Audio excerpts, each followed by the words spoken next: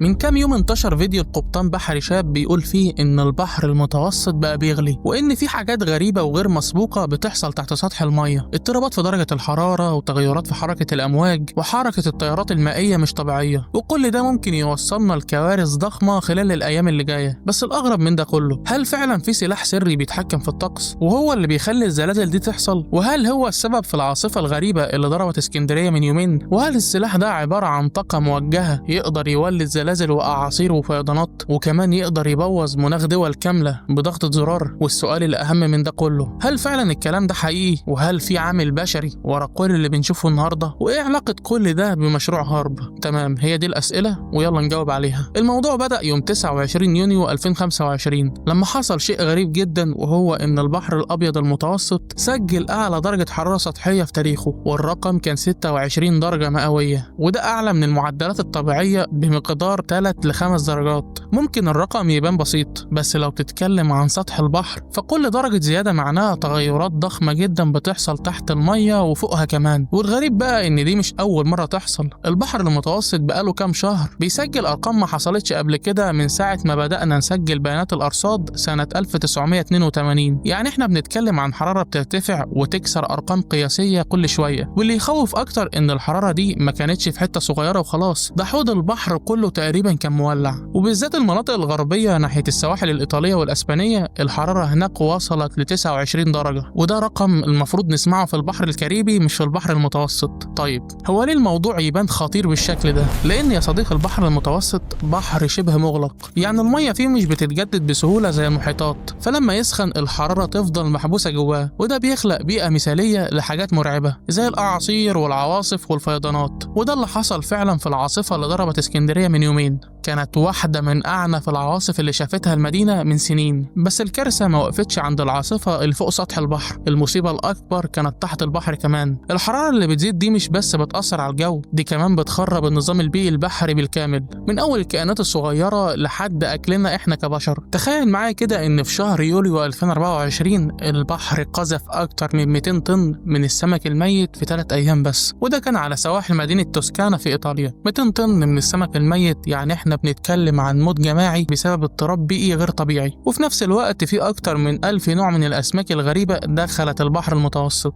منهم نوع خطير جدا اسمه سمك الأرنب، وده بقى يشكل دلوقتي حوالي 80% من إجمالي الصيد في تركيا. وفي أنواع سامة جدا بدأت تظهر في البحر المتوسط زي سمك الأسد وسمك القفاز، والأنواع دي مش بس بتهدد الكائنات البحرية، دي لو دخلت في السلسلة الغذائية ممكن تبقى خطر على حياة البشر نفسهم. والأخطر من كل اللي فات هو الفيديو اللي انتشر الأيام اللي فاتت لواحد قبطان بحري شاب كان واقف على متن سفينة في نص البحر المتوسط وبيتكلم بكل جدية عن خطر ضخم ومخيف بيهدد سواحل مصر في الأيام اللي جاية، وبيقول إن في تدخلات صناعية بتحصل تحت سطح البحر، وإن جهاز أو سلاح سري بيتم استخدامه حاليا لتسخين المية وتوليد اهتزازات في قاع البحر، وده على حد كلامه ممكن يؤدي لتكوين موجات تسونامي تضرب المدن الساحلية في مصر. والمشكلة إن كلامه ما كانش مجرد تحليل، ده كان واضح إنه مقتنع إن اللي بيحصل ده متعمد وبفعل بشر وبسلاح متطور جدا. والمثير للجدل إن في ناس بتقول إن السلاح ده هو مشروع هارب، واللي بيخلي الموضوع أغرب إن في ناس كتير جدا صدقته، لأن فكرة سلاح سري بيتحكم في المناخ بقت منتشرة جدا على الإنترنت من سنين، وكل ما يحصل زلزال أو إعصار تلاقي ناس بتقولك دي أمريكا وشغالة بهارب.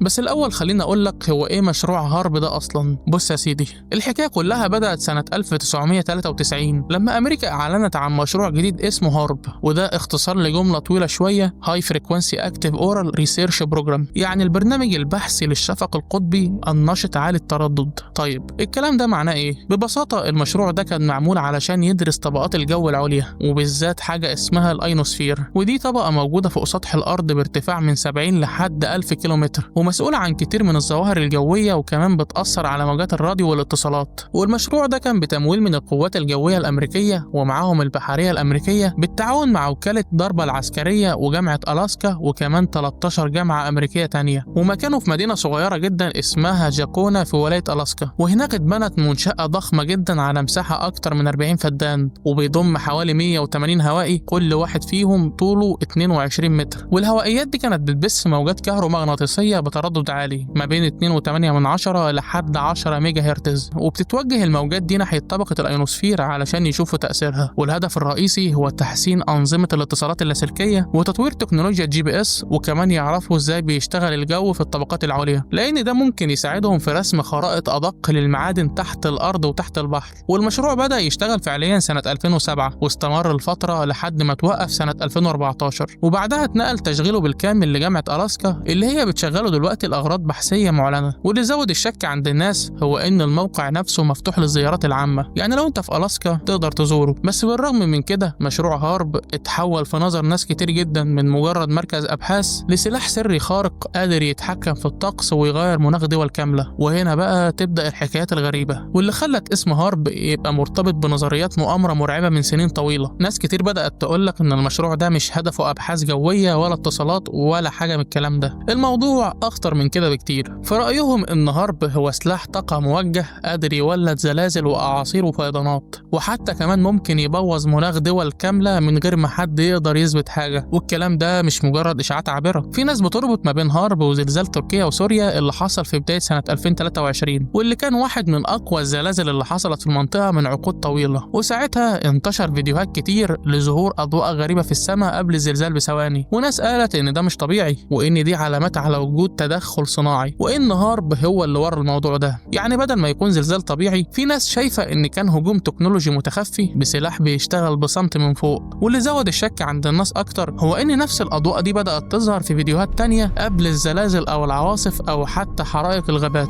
وهنا بقى نيجي للسؤال المهم، هل الموضوع ده فعلا صح؟ بص يا سيدي، كل الكلام ده عبارة عن تهويل ونظريات مؤامرة ملهاش أي أساس علمي. أولا كده مشروع هارب أقصى طاقته هي 3.6 مليون واط، يعني حتى لو فضل شغال 24 ساعة في اليوم هيحتاج أكتر من 280 سنة علشان يولد طاقة تعادل زلزال واحد بس زي اللي حصل في تركيا. وده لو افترضنا إن يقدر يولد زلزال أصلا، والكلام ده مستحيل. طيب ليه مستحيل؟ لأن الموجات اللي بيبعتها هارب اسمها هاي فريكوانسي، يعني موجات راديو عالية التردد، ودي ما بتوصلش لجوه الأرض غير كام سنتيمتر بس، في حين إن بؤرة الزلزال بتكون على عمق 20 كيلومتر على الأقل. يعني إزاي موجة سطحية ضعيفة هتخترق صخور وزنها تريليونات الأطنان؟ طيب الأضواء اللي بتظهر قبل الزلازل دي إيه؟ دي ظاهرة طبيعية معروفة من زمان اسمها أضواء الزلازل، وبيحصل فيها تأين للغازات جوه الأرض بسبب الضغط العالي، وبيطلع منها شحنات كهربية بتعمل اللمعان اللي الناس بتشوفه. يعني لا هو هارب ولا سلاح سري ولا كمان مؤامرة، كل اللي في الموضوع إننا بقينا بنصور كل حاجة وبنصدق أي حاجة. واللي بيحصل حوالينا النهاردة سببه مش جهاز سري ولا أمريكا بتتحكم في الطقس بزرار، السبب الحقيقي هو التغير المناخي العالمي والاحتباس الحراري اللي خلى الكوكب يسخن أكتر من الطبيعي، ومعاه حصلت عواصف واضطرابات، وده رد فعل طبيعي للطبيعة. وإحنا السبب، استهلاك شرس وغازات دفيئة وتلوث بحري وعدم احترام لنظام الكوكب. يعني ببساطة اللي بيولع في الأرض مش سلاح، ده التلوث البيئي اللي احنا بنعمله. وفي الآخر خليني أقولك مفيش حاجة اسمها جهاز بيخلق زلازل وأعاصير بدوسة زرار، الظواهر دي من صنع ربنا سبحانه وتعالى، مش من شغل مؤامرات واتصالات سرية. وكل اللي بيحصل حوالينا ليه تفسير علمي واضح، بس احنا اللي ساعات بنحب نصدق الرعب أكتر من الحقيقة. ودايما لازم نقول اللهم انصر أهل فلسطين واحفظ الأمة العربية من الفتن والحروب، واجمع شملنا على كلمة واحدة، كلمة الحق والعدل والحرية.